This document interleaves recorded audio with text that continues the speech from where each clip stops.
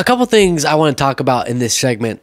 They don't really go together that much, but they're going to go together here. So the first thing is this text that was revealed of Melania Trump that is honestly disturbing, truly. And then I do want to go back, and we talked about Gus Waltz, Tim Waltz's son, and the attacks against him by MAGA because he was super proud of his dad and was crying and cheering. Crazy they would be attacking that. But there's another lie being spread about him and about Tim Waltz yanking his arm. Completely different than the reality, which we'll talk about. And actually, the reality of why Tim Waltz grabbed him the way that he did is super, super thoughtful. So, we'll get to that. But first, this text message. Stephanie Grisham, who worked for Donald Trump as the former White House spokesperson, and I'm pretty sure she also then worked for First Lady Melania Trump directly. And Melania Trump sent her a text message on January 6th, or they had a quick exchange on January 6th, that tells you a lot, of course, about Donald Trump, but we already knew he didn't want anything to happen, but also about Melania Trump. And this was revealed at Stephanie Grisham, again, someone who was loyal to Trump, ride or die Trump until January 6th, then realized, no, this is crazy, and is speaking at the DNC, and she revealed it during her remarks. So I'll show you the full 2-minute, 20-second speech here from Stephanie Grisham. All of it's powerful, and you'll see this text, and then we'll discuss that text. Then we'll get on to Gus Waltz. Please welcome Stephanie Grisham.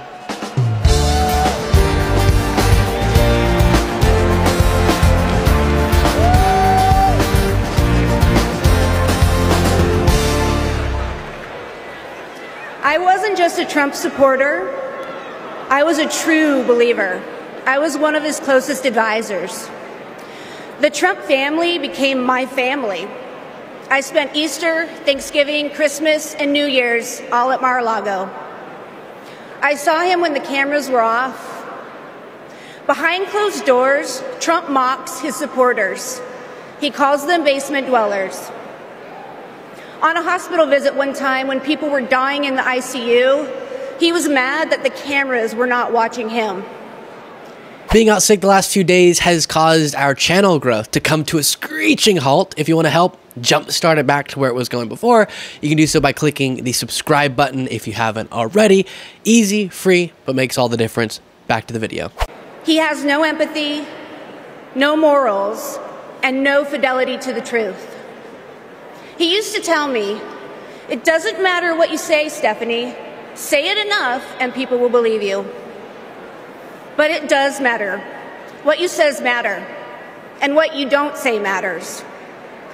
On January 6th, I asked Melania if we could at least tweet that while peaceful protest is the right of every American, there's no place for lawlessness or violence. She replied with one word: no. I became the first senior staffer to resign that day. I couldn't be part of the insanity any longer. When I was press secretary, I got skewered for never holding a White House briefing. It's because, unlike my boss, I never wanted to stand at that podium and lie. Now here I am, behind a podium, advocating for a Democrat. And that's because I love my country more than my party. Kamala Harris tells the truth. She respects the American people, and she has my vote. Thank you. I know, you guys know this about me by now. Some people out there will go, oh, whatever. You know, who cares?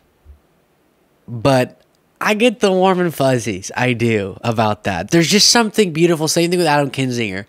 About people who I disagree with a lot on a lot of policies. And just us being able to link arms, you know, about this. And the way that she said that was just really sweet too. So let's see. Let me get this pulled up. So here you have the text message. Do you want to tweet that peaceful protests? This is to Melania Trump from Stephanie Grisham. That peaceful protests are the right of every American, but there's no place for lawlessness and violence. This is on January 6th. They're attacking the Capitol. And Melania Trump says no. That's it. No explanation, just no. You know, I think sometimes, and I would encourage you not to do this. I think sometimes people just instinctively say or portray Melania as sort of a victim of her marriage with Trump, right? Excuse me. And she just, oh no, she probably is so horrified by what Trump's doing. Look at how uncomfortable she is in public with him. Oh, poor Melania. And I think we need to remember that she's choosing. She knows what she's doing. She's choosing to be in this arrangement because it benefits her very selfishly, she believes. And while she chooses not to show up on the campaign trail with him anymore, she is supportive of him in her decision to stay married with him. She is supportive of him behind the scenes. We've heard reporting about her not really giving a you know what about the people that are being harmed by Trump's policies and by his rhetoric. And there you see it exemplified. Her saying, no, don't say only peaceful protests. Don't say lawlessness and violence are bad, which I think you could tweet at any time. It would be acceptable. Hey, whatever you're doing about any subject, they like to bring up Black Lives Matter protests. That included anything. Pro-Palestinian related protests, pro-Israeli protests, anti-war protests, like I said, BLM protests, January 6th protests, anything. Hey, lawlessness and violence are bad. Don't do that. You have the right to protest otherwise, right? And Melania Trump says simply no. No, I do not want to endorse the idea that only peaceful protests are acceptable. Not just acceptable, but you're right. Even if you're protesting something as was happening on January 6th. Stupid. Like the election lies. But still, you have the right to. But you don't have the right to attack police officers, to engage in lawlessness and violence. And Melania Trump said, no, don't say that. Let the violence continue. Shocking. Shocking. There. Something else, moving on from that is shocking, is the lies that are being told about Tim Walz. So I'll remind you of this. I talked about it in a different segment today. I don't know if this segment will be included in today's full show, but wherever it gets put, I already covered this part of it, but let me remind you of it in case you missed that segment or you forgot. So this is Gus Walz. He is neurodivergent, but people are pointing that out. As I said in the other segment, it doesn't really matter because that's not relevant to what's going on here, which is just a beautiful human moment, someone being the son and being proud of their father. And MAGA is very irritated by this. World, and I love you.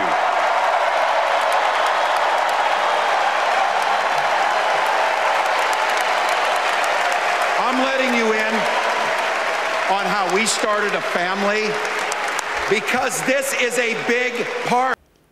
So he's saying, oh, it kills me every time. That's my dad. Whew, that's my dad. That is awesome. And I heard someone say, or I saw someone on social media say, that we should all be blessed enough to feel like that. Oof. When you see your dad on a stage. We should all be blessed to be that proud of our parents. I happen to be that proud of my parents, which is part of why I'm feeling this way. But it's also just heartbreaking to think people online are saying, this is weird. Why is he acting like that? Oh, he's acting like his dad who's, Twitchy Tim. And I know those are, that's not even all MAGA, and I know those are outliers. And if Gus were to ever see this, he should know that the vast, vast majority of Americans see that and are just so happy with him. But the fact that they are willing to go as low as possible is something. Now, let me pull this up. This next one. Let's see here. So then you have people like this MAGA guy about a different clip saying Tim Walz yanking his special needs son around in front of millions watching is really disturbing. All that good dad nonsense is a hoax. And here's the clip that he's referring to. It looks like there's no audio, but you can see right at the beginning of it, it sort of looks like a yank, right? So that's supposed to make Tim Walz look like a bad dad. And credit to Ron Filipkowski, you can see here, who is fact-checking this. And he includes the second clip.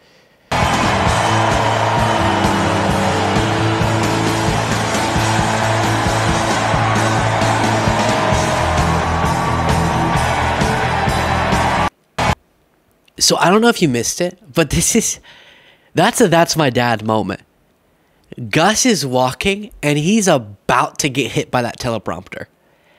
And as he comes close to it, Tim Walz, while focusing on his other hand, because I think he has two people watching again, but two people in his hand, and looking at tens of thousands of people cheering for him, still, because he has dad instincts, out of the corner of his eye, sees that Gus is about to get hit in the head by a teleprompter and yanks him out of the way. Look at it again with that context.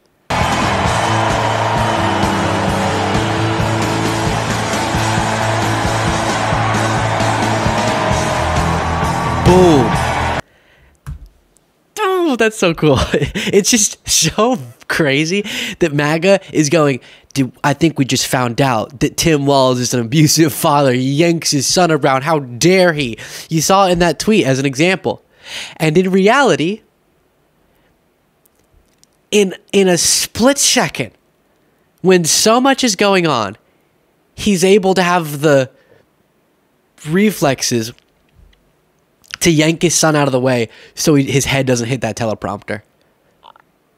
I mean, it couldn't be a better explanation, and it's so sick that MAGA is going after him over this. Just, if you don't like him, that's okay. Stop being crazy, though. Just say you don't like him. You don't have to lie about everything he does.